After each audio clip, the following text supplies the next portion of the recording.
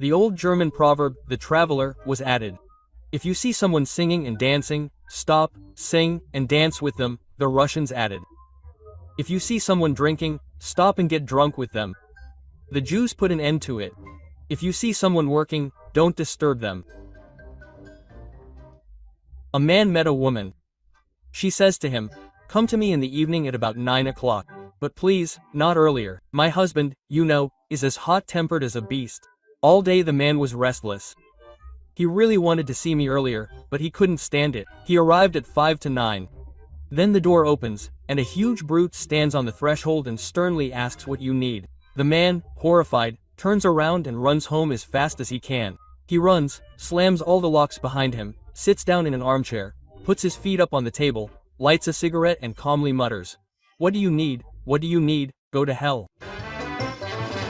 A lawyer and a doctor are talking at a party, but guests keep coming up to the doctor, interrupting their conversation and complaining about their ailments. They ask for advice. The doctor lawyer, "Tell me, why does no one ask you for advice when you are not at work? How do you do it?" Lawyer, "If someone asks me for advice, I give it, but then I send the bill." The doctor really liked this idea, but the very next day he received a bill from a lawyer. Ivan Tsarevich is running away from the Tatars, suddenly sees a hut on the edge of the forest, runs in, falls on his knees before the owner and screams, "Hide me, Granny, I conjure you. The Tatars are chasing me." Quote, "Where can I hide you? The hut is small, but besides, it's a crawl into the oven." The granny shoved the Tsarevich into the oven from the outside. Only his butt remained. The granny puffed and tried to hide it behind the elephant, but she couldn't. So the back of the sofa was left sticking out in the middle of the wall. The Tatars run into the hut and ask, "Hey, Granny, have you seen the Tsarevich?" "No, my sons, I haven't." Then they notice the butt in the wall. Quote, "And what is that you have?" "This is a piggy bank. Everyone who comes to my hut puts money in it." The Tatars decided to honor the old woman by stuffing a few coins in. Then the prince couldn't take it anymore. He stepped on the gas, and one coin flew out. "Hey, old woman, what's this?" "This is change." The wedding night. The groom leads the bride to the bedroom. "You know, my dear, it's a good thing you didn't give yourself to me before the wedding. I have to admit, otherwise I probably wouldn't have married you. I didn't realize how many men had already screwed me over like that until I realized what was going on." They assigned a trainee to a plumber. They call him out. A manhole cover arrives, and waste is pouring out. The plumber goes up to the manhole and dives in. A minute later he emerges and shouts, "A 19mm wrench." He dives again. He emerges in half a minute. Gasket number 6. He dives again, emerges with a 26mm wrench. He dives, and emerges in a minute. He comes out, shakes himself off, and lights a cigarette. He sat down, caught his breath, and said to the intern, "Like this, study, student, or you'll be handing out keys all your life." Class. The lesson is in progress. Someone at the back of the class is fidgeting, fiddling, disturbing the teacher. She shouts, "Who's that fidgeting there?" She replies, "The earth." "Who said that?" "Galileo, Galileo." An old Scotsman is sitting in a pub, sipping beer, smoking a pipe. He sat and said, "I built this mill myself.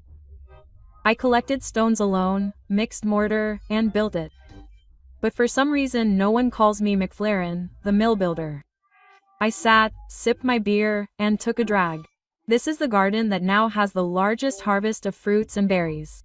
I planted it myself. Everyone is happy and picking the fruit, but for some reason no one calls me McFlaren, the gardener. I sat, sipped my beer, and took a drag. This is the bridge I built myself. I cut down the trees, sanded them, and made a bridge. Now cars drive on it, people walk on it, but for some reason no one calls me McFlaren, the bridge builder. I sat, sipped my beer, and felt so sad. But it was worth me having one lick on a sheep. A mother and son are driving in the car, and suddenly a huge rubber thing flies into the windshield and bounces off. The mother is quiet. The son asks, "Mom, what was that?" "An insect, a Sergei." The son is incredulous. "How does it fly with such a device?" The lecturer was in full swing, trying to charm his audience with his eloquence and his mastery of the art. Tell me, who was braver than Alexander Nevsky, wiser than Socrates, fairer than Solomon, more honest than Washington, wittier than Chekhov, and more beautiful than Apollo? Suddenly, a voice from the last row rang out in the new silence. My wife's first husband inherited a large diamond from his terribly rich aunt who had died. What should he do with it? He decided to go to a jeweler. He carefully examined the diamond and exclaimed, "This is a unique stone. It's worth a fortune. I won't undertake to cut it. What if I do something wrong? What if I make a mistake? No, I won't undertake to cut it. And don't try to persuade me." The man went to another craftsman. He also refused, citing the same reasons. He went to a third. It turned out to be an old Jew named Siporovich. He examined the diamond and shouted to the boy sitting in the corner, working on a ring. "Manya, my boy, make this stone." The man's voice was worried. "Listen, how can you trust your young assistant? Don't you know what kind of diamond this is?" Experienced jewelers refused to work on it. Siporovich calmly. "Shah, my dear, do you know what kind of diamond you have and how much it's worth?" "I know what kind of diamond you have and how much it's worth, but Manya doesn't know. He'll do just that." Petka once went off to Tibet to learn all sorts of Eastern tricks. He comes back a year later, and Vasily Ivanovich says to him, "Well, show me what you've learned." Petka tenses up, and the oak table in the middle of the room flies up to the ceiling. "No, Petka, that's nonsense. But you make sure that a naked Kotovsky with an accordion runs out into the yard right now." Petka strained and strained. "No, it doesn't work." He got upset and went back. He comes back a year later, and Vasily Ivanovich comes to him with the same request, and again nothing works.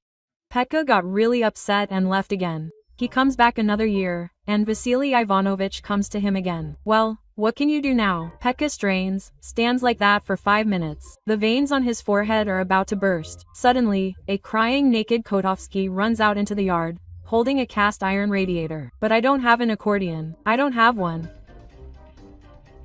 A little son comes to his father and asks, "Daddy, is the little thing growing?" "Yes, son, it is growing. You are growing, and it is growing. But why? You ask your mother." Just yesterday, the neighbor Uncle Vova came by. He undressed, lay down on the sofa, and it is growing, growing, growing. If his mother hadn't crushed him from above, he probably would have grown all the way to the ceiling.